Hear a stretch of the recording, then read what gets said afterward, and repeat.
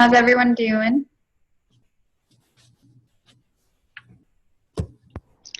Doing okay. I got your email about NTAS. Okay. That's cool. Maybe next year. Yeah. This year, it's a lot of, I was just looking at the agenda. Some NTSB people, a lot of people from industry. It seems pretty interesting. Is that an annual event that you guys will probably host, or does it come every so often? I think it's actually run by Embry-Riddle. Okay. Okay, good. Yeah. This one is the Pilot Supply and Demand Summit.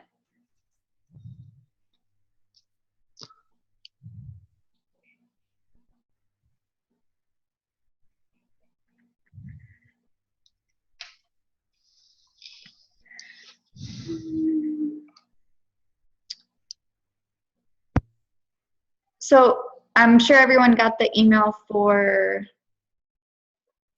the clarification on any CAPE funding stuff. So I'm just going to share that with you in case you have any extra questions, because I probably won't be able to answer them anyway. Who sent the email? I'm not sure I got that about CAPE funding. That was just a clarification on what money gets allocated to what high schools, depending on what course the high school really decided on coding it as. So I'll show you that real quick. Yeah. Who sent the email? Josh Olds. I don't think I got that. Let's see. This one.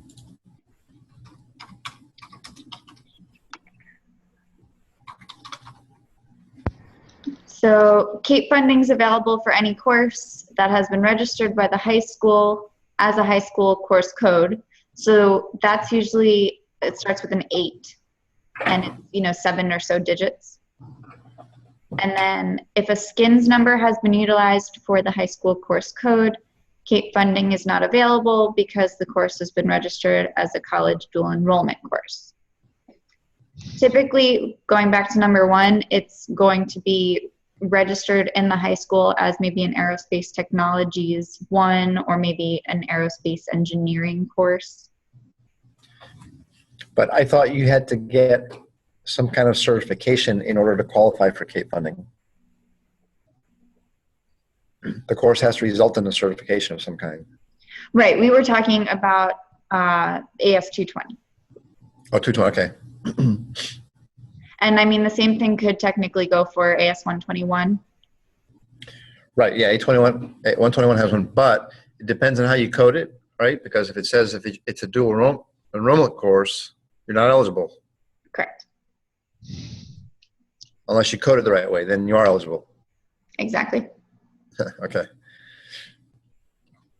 And then no matter how it's coded, the students are going to get an Embry-Riddle transcript. And teachers are eligible for funding as long as the student passes the certification and if the high school was registered under the appropriate high school course code. Okay. Is there a deadline on that?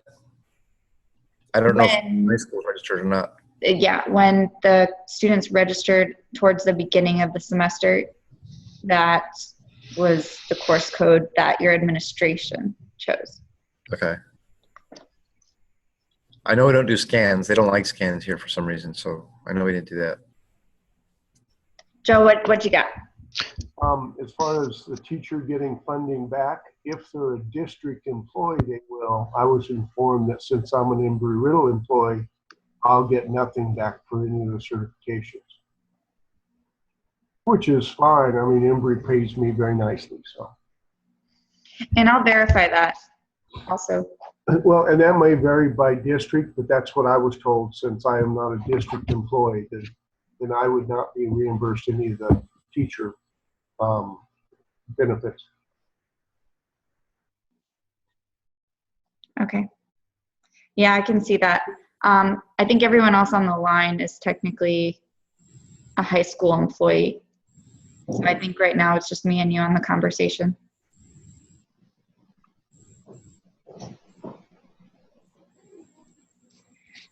And then ultimately, even if they don't get the industry cert, if the school doesn't get it, then as GAI, the GAI recommends that the students sit in for whatever they can be endorsed for.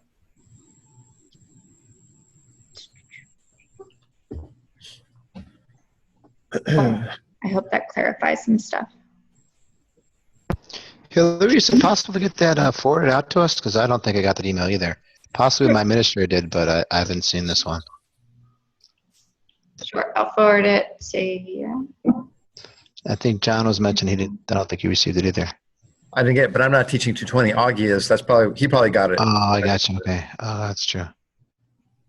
And Hillary, my understanding is for the UAS safety certification, that's worth about $1,500 per kid back to the district. And for the AS 121, if they get the private pilot, then that's about $2,500 per student back to the district. So it's significant money. Yeah, let me verify that. I think I actually have an email somewhere. You don't need to go through all my emails, but let me check that one. I think I have it somewhere. But I'll check that.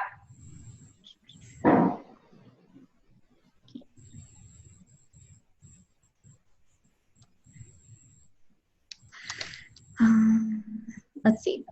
And so, okay. Any other questions on that? I'll either forward it to the right people that can hopefully answer it, or I can possibly forward it to one of you guys and you can answer it.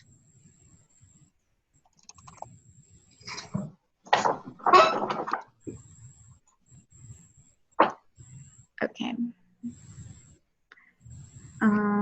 So that's that.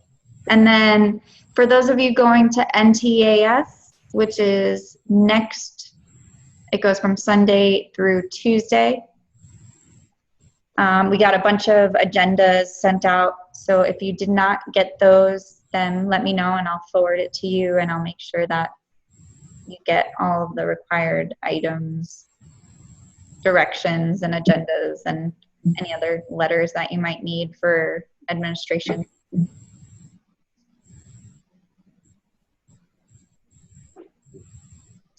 Okay, and then for those of you for the DGI training, Josh sent out, I think, about 3 or 4 emails for what's kind of going to happen in a nutshell, as well as what's expected of us and your hotel confirmation. So just as a recap, we are going to train on the DGI. There's going to be a few hour course prior to us actually going there. And then we will have 2 days, a Friday and a Saturday. And then only about 1 hour, I think the email said, at the end to actually practice with either the simulator and or the real DGI or DJI. And so I was actually playing with the real flight today. And I mean, I'm bad. I am not good. So I need a good amount of practice. So hopefully you guys are faster at learning it than I am, because I'm bad. I'm so glad it's not real, because I would have spent thousands of dollars already. Hey, Hillary, did Josh say practice with the octocopter? Is that right? He actually now said the quadcopter, but there are I think there's anywhere from 4 or more different options. So what I'm doing is I'm actually doing the one that's a little more sensitive. The one that, like, if you go up in altitude or down in altitude, it keeps going in that trend, so that you have to kind of find that happy medium. And then there's an obstacle course that's in real flight. So I'm playing with that one, and I'm on level 4. It's bad. It took me an hour. The one that's the little tiny one? Yeah, it's it kind of looks like the DJI actually. It's like white and it has the not really gears under it, but it just has like the bars on the bottom. Yeah, it's tough. That is really difficult. I mean, I know how to fly a plane, but fly a plane, yeah. But I gotta practice. So hopefully, my goal is to sit in class every, when I'm done for maybe like a half hour to an hour a day. And I would really love to walk away with it. So.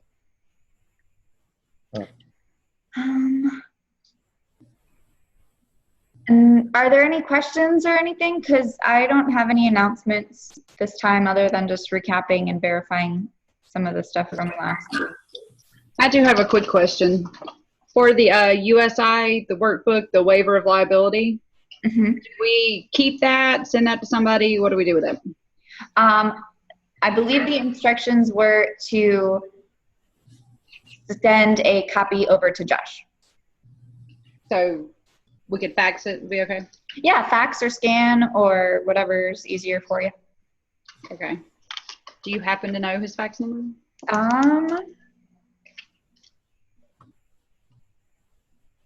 Let's see.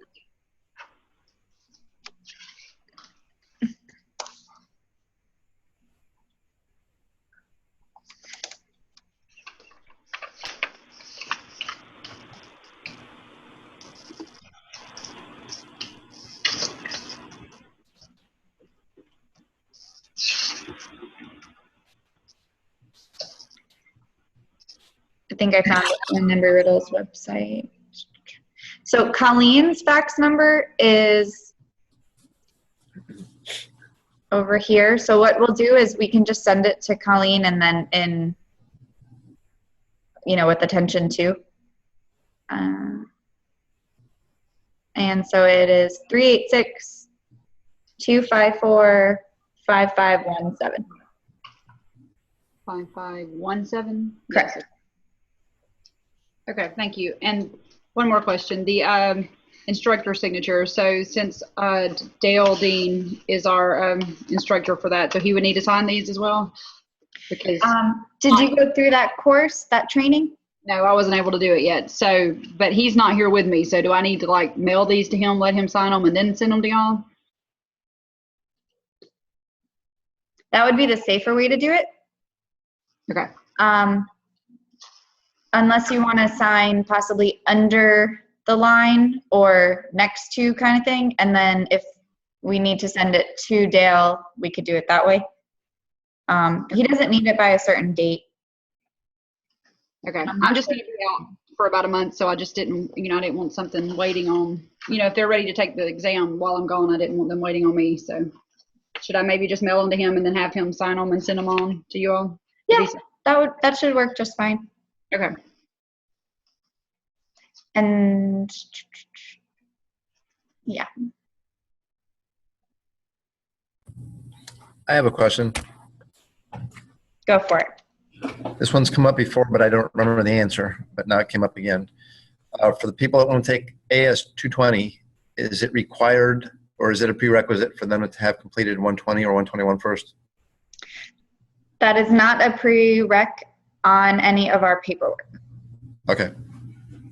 So on Thanks. your end, you can have tighter requirements, but on our side, technically no.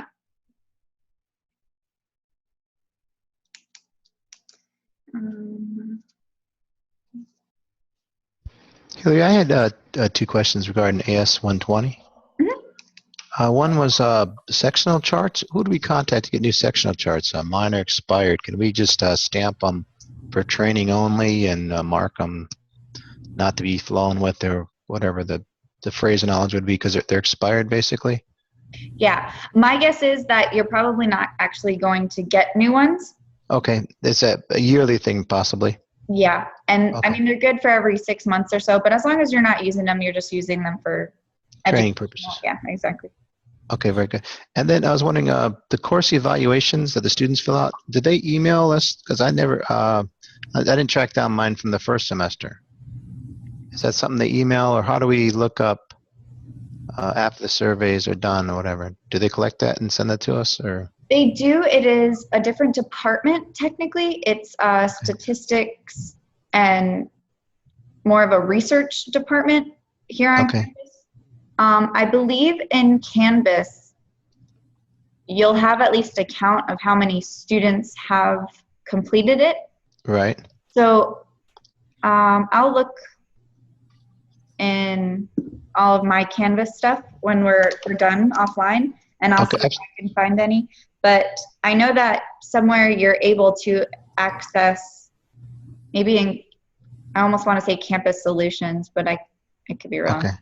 For the actual feedback, because I saw that like how many actually did it, but I just think when to check feedback or whatnot. I didn't see specific feedback. I didn't know. You might not. Sometimes, Okay. yeah, it depends. What Okay. you, Fair enough. I think that report is up under Canvas Campus Solutions, and you can print out everything you need. yeah, I'll search and I'll see if I can find it, and then if I can, I'll send you the link, or I'll send you the order. Okay. Thank you.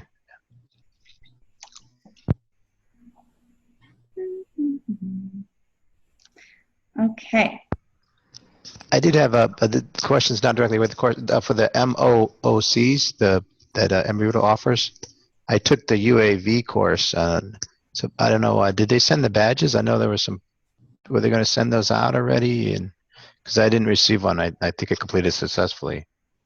I know there was an email when it was still in progress that said they were having some issues with the badges. Okay, fair enough. I'm not sure if there was a follow-up email that said it has been sorted out, but I still actually wasn't 100% on whether or not it was an electronic badge or if it was an actual, physical badge. I didn't get a confirmation on what that was. But I know on some of the websites you have, like an endorsement kind of thing. And so when you sign in, you have an extra thing next to your name. Oh, very good. Is anybody planning to take the one coming up? There's, I guess, one Human Factors in Aviation is coming up in March 21st through the April. It's the next one they're offering. Just curious if somebody else is planning to take that. I wasn't planning it personally. I don't know if anyone else was or if they even know about it, to be honest.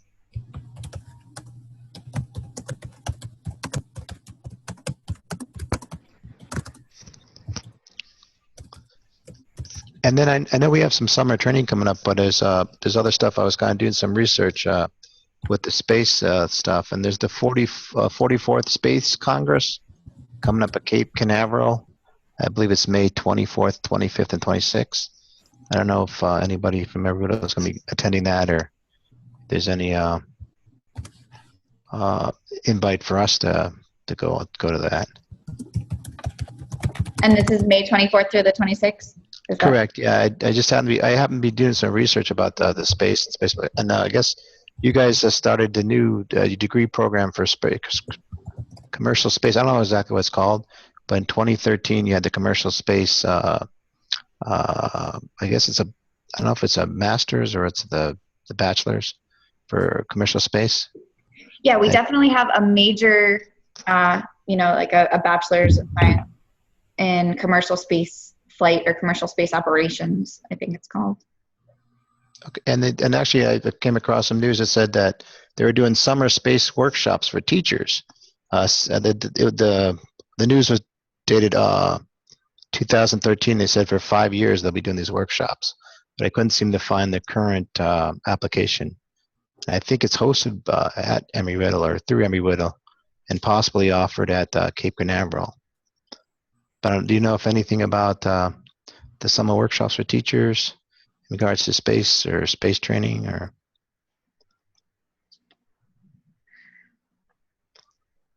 I don't, but I will see what the buzzwords are, and I'll check if Embry-Riddle is either hosting one or at least maybe we could try and sponsor or assist with it. So, and it's for teachers or for high school? It's I think it's under it's Teachers in Space. Teachers in Space is I think the current moniker or the current name for it. And it was, there's a organization, I guess, Teachers in Space organization. And there's another one I don't have off the top of my head. I got it. That was kind of sponsoring it. But I know it was kind of linked. The article is basically saying, oh, Embry-Riddle is offering this program because they have the new space commercial program. And they mentioned, oh, for the next 5 years, we'll be doing these workshops. So I haven't tracked down. I don't even have a contact name of who's actually on campus that does that. So that's I'm kind of throwing that out there. I'm trying to stump the instructor. Sorry. Well, you're good job, man. I'll just mute myself. I'll just mute myself now. Yeah, stop talking. Sorry about that. No, Thanks. this is all great. I'll definitely forward it to the right people. Very good. Thank you. Janine is usually on top of the training stuff, so I'll see Oh, what very she good. does. Okay. And definitely, yeah, I'll get back to you. Thank you. Thank you.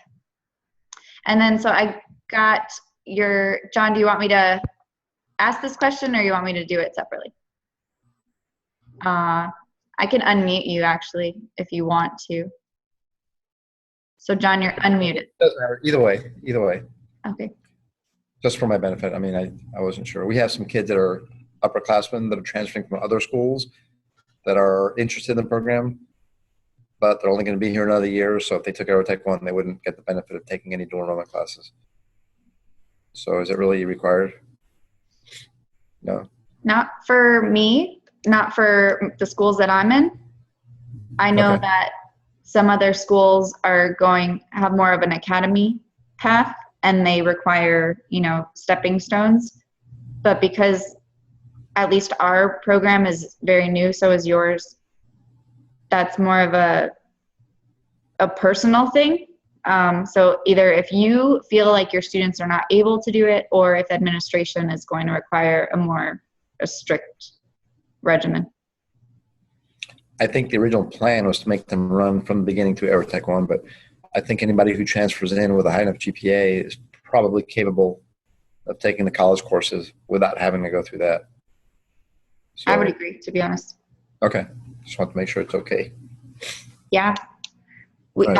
I know a lot of schools don't even offer an Aerospace Tech 1 yet. Huh. Okay. Interesting. All right. Cool. Well, I got my fair share of work. Thanks, Joe. Kidding. Sorry, That's you're what I'm here for. I'm going to text you the two names. It's actually spacefrontierfoundation.org and Okay. teachersatspace.org are the two leading ones. Okay. Yeah. Please send me an email, or you could send Janine an email, and I'll make sure that we get the right follow up, or you could CC, whatever's easier. Very good. Thank you. I will.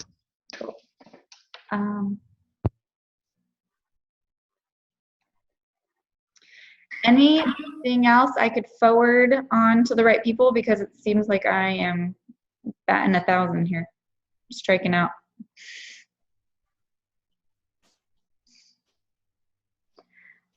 This is kind of unrelated, but if Joe is interested in, teacher space stuff, it's too late for this year, but Honeywell has a teacher space academy where it's actually space camp for teachers. So you get to do a lot of the simulators and stuff like the kids do at space camp, but you also get all kinds of hands-on lessons to teach different concepts. And it's fully paid by Honeywell.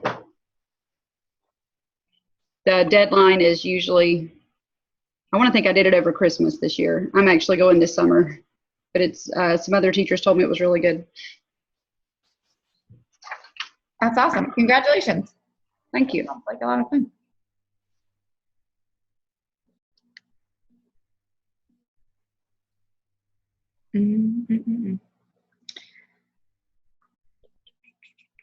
Okay. Well, I have nothing else for you guys. Next week is our spring break, so we're not going to do that. If you guys want to have a meeting, without me pretty much having the login, then I'll definitely send an email out if one of you want to host it or something like that. But you can email me offline and we can have that discussion. But next week is, when is it? So February, March. So today's the 9th. Next week is the 16th, which is the spring break. And then the 23rd looks like it would actually be our next meeting. Our spring break is the following week. So I won't be here for that one. Well, I hope you're going somewhere good. Going on a cruise to the Caribbean, absolutely. I Yay. love some cruises. Have fun. We both. I'll see you guys back probably on the 30th then of March. I will be here. Enjoy your time off, guys. Thank you. You too. Are we good? Bye, Miss Stewart. No worries. If you have any questions, just let me know. Email. I will be here for you. I'll try to answer whatever I can. All right, thank you. Anytime. Bye, guys. So long. Bye.